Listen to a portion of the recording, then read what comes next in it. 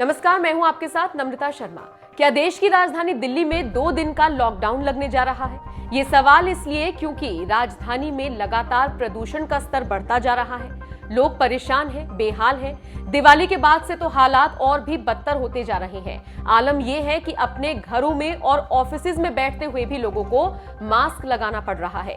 इस पूरे मामले की सुनवाई जब कोर्ट में हुई, सुप्रीम कोर्ट की यहां पर हम बात कर रहे हैं, तो सुप्रीम कोर्ट ने केंद्र सरकार को लताड़ लगाई, फटकारा और कहा कि आप क्या कर रहे हैं जनता को बचाने के लिए। सोमवार तक का वक्त सुप्रीम कोर्ट की तरफ से दिया गया है और कहा गया है कि इमरजेंसी प्लान तुरंत आपको बताना होगा कि कैसे इस प्रदूषण से आप लोगों को बचाएंगे।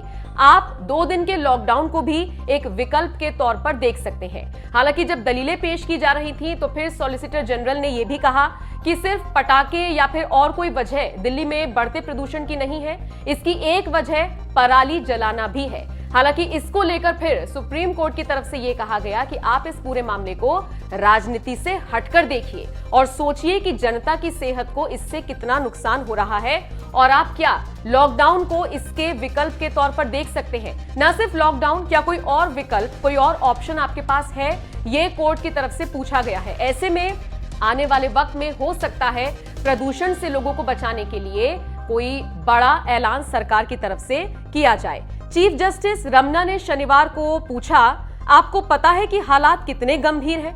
यहां तक कि हम अपने घरों में भी मास्क पहन रहे हैं। सोमवार तक इमरजेंसी प्लान तैयार कीजिए ताकि एयर क्वालिटी सुधारी जा सके। सीजेआई ने यह भी कहा, आप बताइए कि आप कैसे इमरजेंसी स्टेप उठाने की तैयारी कर रहे हैं। क्या 2 दिन का लॉकडाउन लगाएंगे?